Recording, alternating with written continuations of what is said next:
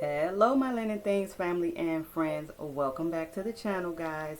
I wanted to kind of bring, I guess, a part 3. It's actually a part 2 to my experiences in LA. I was saying if I thought up anything else I'd like to share with you guys, then I would. So I try to jot them down, y'all, in my travel journal. Y'all, I love this thing.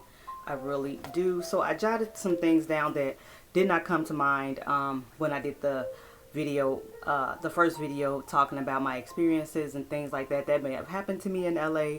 So yeah, I got some more. So welcome in all my subbies, whether you are new or you have been with me from the very beginning. I appreciate all of you guys. So let's go ahead and let's chat about some more experiences that I had in LA. Maybe some things I liked, some things I didn't like, what I enjoyed, what I saw. So yeah, we're going to jump right into this because, like I said, I don't want to make it too long, but some things came back to my mind that I wanted to share with you guys. And one of the first things that pops in my mind like right now was the weather.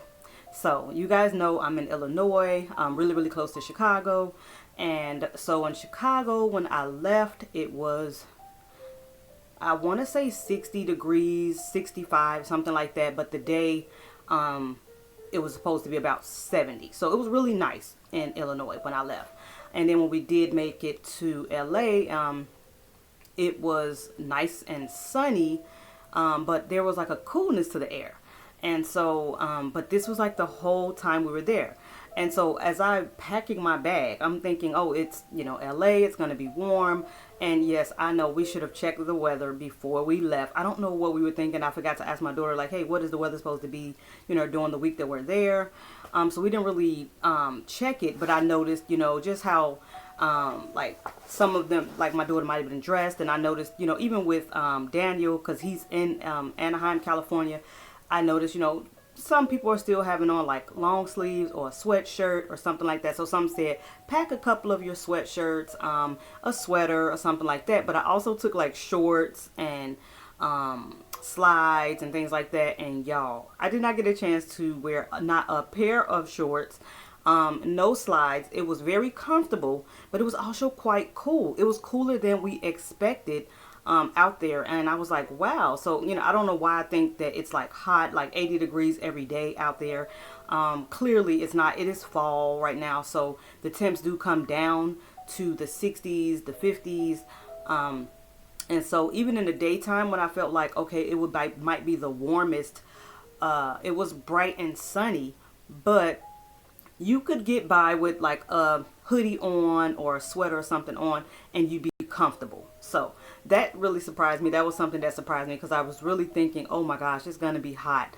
I know sometimes like Arizona and LA, and which are not, I mean not LA, but Las Vegas are not far, and they can get up to like 100 degrees. And so 80 probably feels good to them since they are, you know, can get all the way up to like 100 or 110.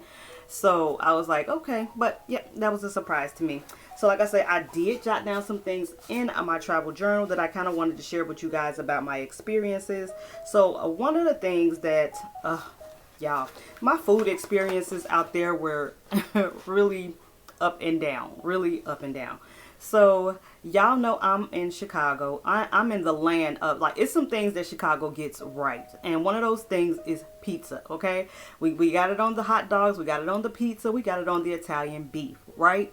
So I have heard, you know, that the pizza isn't all that great in LA, but I felt like I still wanted to give it a try. So I think one of those days, we just wanted to kind of stay in the evening, and so we just going to order pizza and have family time, play games and stuff like that. So we ordered a pizza from a nearby pizzeria, I guess, in the area. It didn't take long for it to come, and it was beautiful. Like, it was a huge pizza. The price was really decent, because that's another thing about LA. I know that, you know, a lot of people say it's expensive to live there, and it is, but the food, I feel like, was the, you know, kind of the same pricing a little bit like where I am. It was that not a big difference, but like I said, the pizza got there and it was beautiful.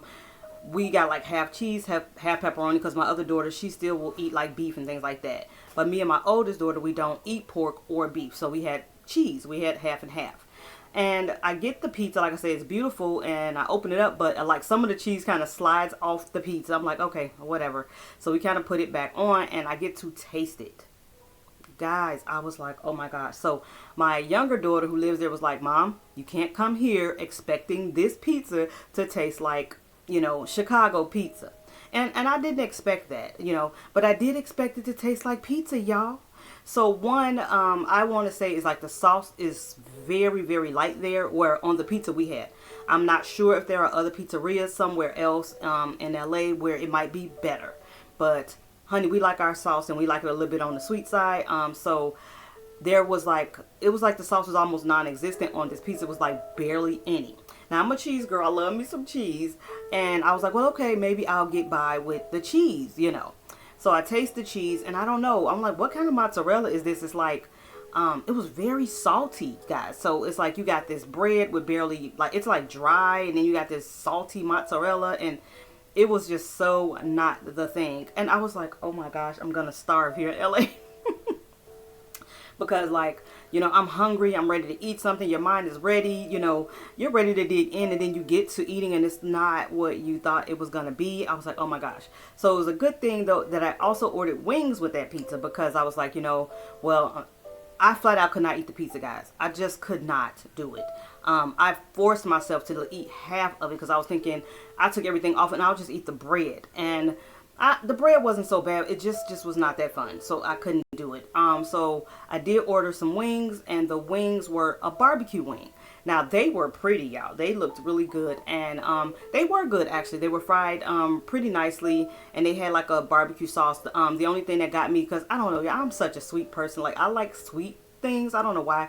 So I'm kind of used to a sweet barbecue sauce. So if you've been in Chicago, if you've had Chicago foods, you know what Sweet Baby Ray's tastes like, or something like that. I like a barbecue sauce more on the sweeter side, less on the vinegar side.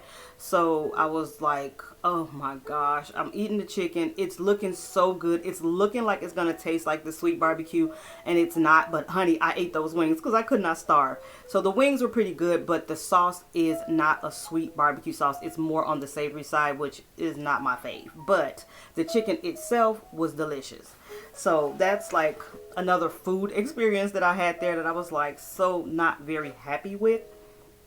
And then the next thing that, so you know what, to combat that I didn't like, I do want to let you know about something I loved. So on our last day, we had breakfast or brunch with my daughter's best friend at her place on the rooftop. And like I said, if you've been to my community tab, then you've probably seen some of those pictures already. But yeah, so we had lunch or brunch on the rooftop, and so she was letting us know. So she lives in LA, downtown LA, and she's like, there's a little place like literally like down the street from where she stays, and she gets this thing called a chop. It's not chopped steak, I guess it's chopped steak. I think it's something like that. But her and my daughter were both explaining like what comes on it. And so just to kind of break it down, if you ever had a Philly steak, cheesesteak type sandwich, that's exactly what it is. But it's just called chopped chicken or chopped beef or something like that there. But you know, so we go and we order it, and I was getting all these flashbacks of like different movies that I have seen that have been based in in LA and things like that. And so we walk up into this little place, and I'm like seeing a scene from a movie. I'm like, oh my gosh, like these things really exist. It's not just a movie. So we go in, and it's the young lady. She takes our order, and I order it, and we get the sandwich, and I did take a picture of it, and that thing, y'all, they got everything right about that sandwich. So it was really, really good. And I think it was called the La Bodega place. And it's kind of like a deli. They sell sandwiches and things like that. I got deli feel from it. But it was the most delicious. And so one thing, if I could give anybody, is like, if you go somewhere that you've never been, it's nice to go to the places that are like touristy attractions, but it's also good to try like the things that are like the hole in the wall or those less known places, because a lot of times you get like that home cooked feel to it, or you get like the deliciousness, and a lot of times it's not very expensive. So I felt like that's what this fair was. I felt like this sandwich was like, the place was not all fancy. It did not cost like an enormous amount of money. It was a decent price, and they gave you a decent amount. I actually split with my daughter, so I don't even think I could eat a whole one. And then they put a lot of different toppings on it. It was delicious. So that was probably one of my best food experiences there in LA. And the one where I went out to BJ's Barbecue with Daniel, that was another good experience. But some of the other things that I've tried there, I was not a fan of. So next, another thing that I remembered was the Metro. I used their bus line there. I thought, I wanted to see what is it like to, use the bus, because I use public transportation where I live. And you have, places like New York and Chicago and LA, it's so many people. You have to have that public transportation to get around. And so I was like, okay, so that's how we got to Hollywood. We took their Metro. Well, it's called the Metro, but that's their bus line. So we got on it, and y'all, I've already explained to y'all about the traffic. The traffic there is very aggressive. Okay, it's very aggressive. It's like, I feel like you cannot go slow there. There is no driving, Miss Daisy. There is no slow taking it easy on these highways and things like that there. Well, because it's like that, I feel like everywhere that I had went, it was like so fast. The buses have to go like fast. And so it was so weird to be on this bus, and I felt like the buses were driving really quickly or really fast. Like literally we're bumping up and down in our seats on the Metro. And I was like, oh my goodness, like I don't know about this, because to me, when I use public transportation where I am, there are two different types of buses. So we have like the CTA, which is the Chicago Transit Authority, and then we have the PACE, which is for like the suburban areas. So either one I take, if I'm going somewhere especially far, it's actually not that fast. I mean, they're driving, but I feel like I can read a book or something like that, and I don't feel like it's just zooming. Like, I feel like I was in a race car on this bus, y'all. It was just funny to me. I was like, wow, like it is really fast paced there. So that was another experience that I wanted to share with you guys. If you ever take their transit, just be careful, because it moves fast, and it has to keep up with the, pace of traffic. So another thing that I wanted to share that I totally forgot. So I don't think I shared my pictures when we went to the movies, because we were just having so much fun that like I didn't get a lot of pics or videos of everything we did. But when we went to the movies, we were going to see The Woman King. But when we walked in, I did get a picture, and I was standing there was the movie Till is out, guys, out. And they had two mannequins like in like a glass case who had on the actual costumes of the person who played Mamie, and I forgot the guy, but both those costumes were there inside this case. And I thought that was really, really cool. I had to get a picture, but then I messed up the picture, y'all, because when I took the picture, I'm standing in front of the dress that Mamie is wearing. Now you still see the suit on the other side, but the dress that she was wearing, I could barely see it because I guess I was standing in front of it. But I thought that was really cool that, hey, it was like, it's a movie theater, but it was giving me a little bit museum feel to be able to just actually see what they actually wore in the movie Till. I thought that was really awesome. So that was another cool experience that I had at the movies. And this could have been just where my daughter lived, because I'm sure it's not all over. But this next experience was crazy to me. I felt like a little bit like if you lived in the country, okay? Every morning, and I do mean every morning, around 4 a.m., you will hear the roosters crowing. So around, I guess, the neighborhood, a lot of people have chickens and dogs and roosters, I guess. Oh my gosh, y'all. I have not ever been anywhere or lived anywhere where I can hear like the roosters literally crowing, waking you up at the break of, day. I was like, oh my gosh, like every day I'm getting woke up at 4 in the morning by these roosters crowing or whatever it is called. And I was like, oh my gosh. So yeah, I did get some earplugs, because I was like, yeah, I got to be able to sleep past this 4 a.m. point. And then also another thing that is like an experience for me was the time difference. So in Illinois, where if it was 6 o'clock in the evening, in Cali, it's 4 o'clock. So our bodies also were on this different time frame. Like, oh, we got extra time. We felt like, because the time was slower, I guess. You know, it's a 2 hour difference. And so our bodies were all wacky the first couple of days, just trying to get, you know, together with that time difference. But yeah, getting woke up by roosters every morning it was not fun. I was like, oh my gosh, why? And the first evening, I felt like they crowed, or the first morning, for hours. Now, the rest of the days we were there, I did hear it around 4, but then it stopped. But the first night or morning, it lasted for hours. I was like, wow, so do they ever shut up? And my daughter was like, nah, she's so used to it now that it just, you know how it's like if you live by the subway or something, and you know, you just get used to the sound. I could not get used to that, y'all. So that was another weird thing that I noticed.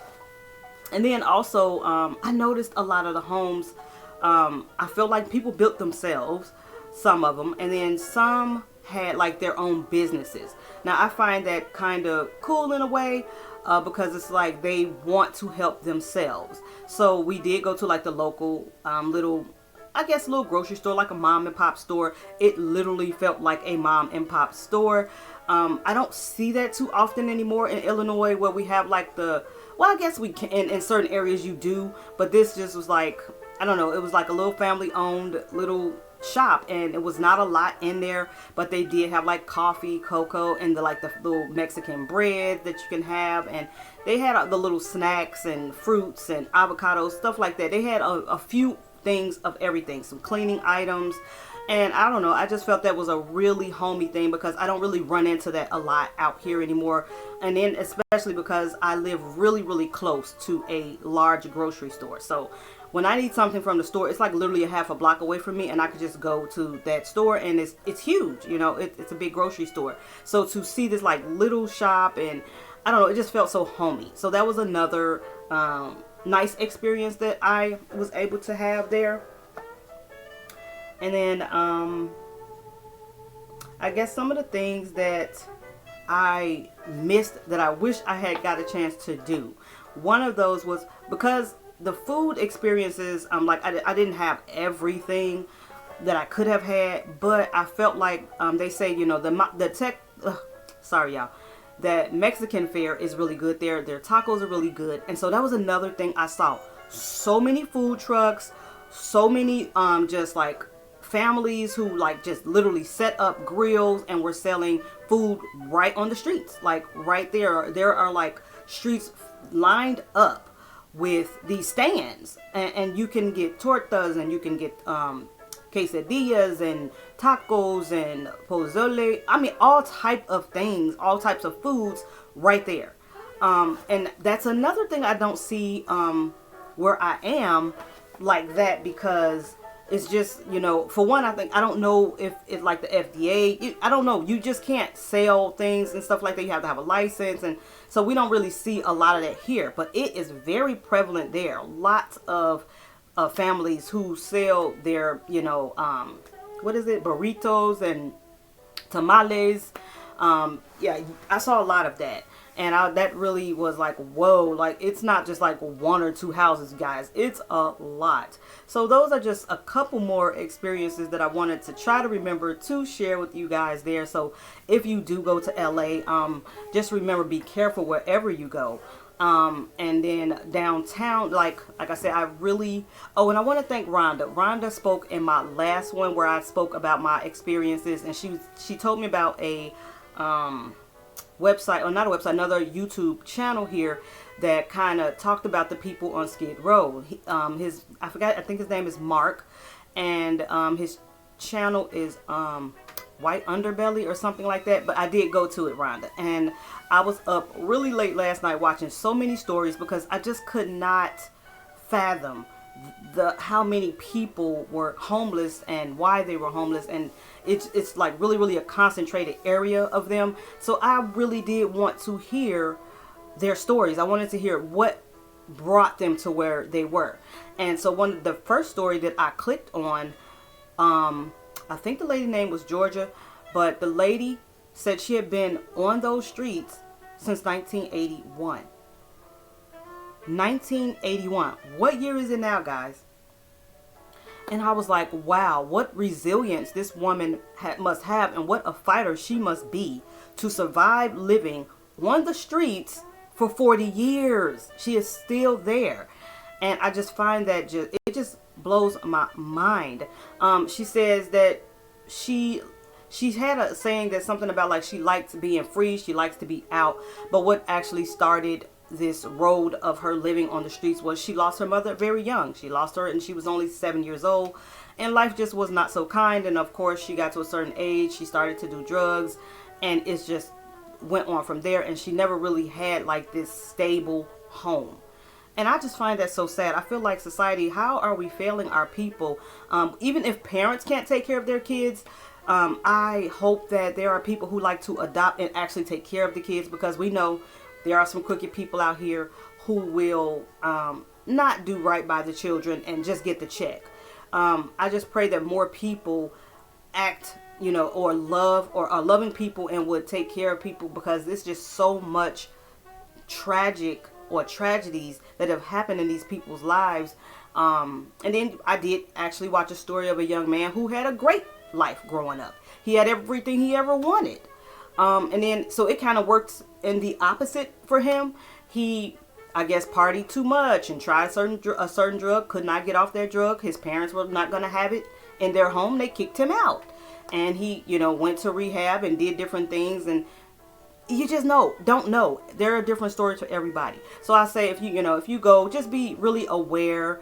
And let's just be human to one another. Let's just be kind to one another. Yes, it's some people who are dangerous. Oh, that is one more experience that I had that was a little scary. I had a little scary moment where we were in Baldwin Hills, and at that movie theater, as we're walking, trying to cross the street, because our Uber, so wait, let me go back to this experience. Okay. Another thing was, we're in the Uber, and our Uber, I'm not going to say he dropped us off at the wrong location. I guess my daughter she wanted to go to that theater. She put in like the mall, because it's in the mall. But actually the movie theater was across the street. So he lets us off at the mall. And my daughter's like, no, we want to go, to the movies across the street. And he like, no, get out. The ride is over. And we like looking like, what? So he literally told us to get out of his car. He would not like cross the street to let us out across the street. So we had to cross this big highway street, to get across the street to where the theater was. And that experience with that was the fact that he was Asian. And so I was like, wow, I noticed a big Asian presence with the Uber drivers as well, which I don't Uber a lot here because I can get around everywhere that I need to go. But I don't see that many Asians doing Uber like I did out there. And I was like, so that was another thing. But he did not speak a lot of English. He was like, the ride is finished, get out, you're done. So that was that. But then, so crossing the street after we get put out of the Uber, this guy comes walking down the street, a homeless guy, probably, high or something. He's cussing and just fussing and you this and you that. I mean, just going off. And so I am being a mom. And the first thing you think when you're a mom, you're trying to protect your children. That mom instinct kicks in. And so I'm like grabbing both my daughters, like stepping back. Cause like, hold up, what's going on? Because it was like quiet and nice, and you see all the people going by, but then you hear this man just like all this profanity, and he's swinging his arms and things like that, and it's like, whoa. So yes, like I say, we have homelessness here. We have people who are not always right and doing crazy things. I just don't see it a lot. And so I was like, you know what, let's stay back for a minute and let him go by. So he's going by, and then he actually looks in our direction, and I was like, dude. So he looks in our direction, but then he just keeps on going, and he's still, using all this profanity and cursing at the air, I guess. I don't know, y'all. So like I say, just be careful wherever you go. Try to be on the lookout, because it is a big drug problem. And I think a lot of these people are lost because of whatever type of drugs they have used. It is really messing up their minds. So, that experience, that's another thing, is like, be aware, be on the lookout. But there are definitely some beautiful places. Like I said, we really enjoyed Hollywood. When we went, we enjoyed like trying the different foods. and just the family feel, like where my daughter was. Like I did get a lot of good experiences as well. So thank you guys for coming back for my second video of some more experiences that came back to me. If you like this kind of content, please go ahead and hit that like. You usually, if you have not seen my videos, I'm usually doing like Dollar Tree hauls or Dollar Tree reviews, some decor, which we got some decor coming up. Y'all, Halloween is gone. Like when I left, I had not taken down Halloween, so I got to get my Halloween things down. So what do we do now, y'all? Are we putting Christmas up? Y'all let me know in the comments. Are you putting up Christmas? I like to decorate for Christmas. We like to put our tree up, I'll say, on Thanksgiving Day. It's just like something we started when my girls were little. It's just something we'll have dinner and then we'll like have the family together and put the tree together on Thanksgiving, or maybe the day before, because like if I'm having family over, then I kind of like for it to already be up and decorated. But what do you guys do? What is your tradition? Are you putting up Christmas now? Are you doing like a fall motif until December? Let me know in the comments what you guys are doing. Again, thanks so much, and I will see you guys in my next video.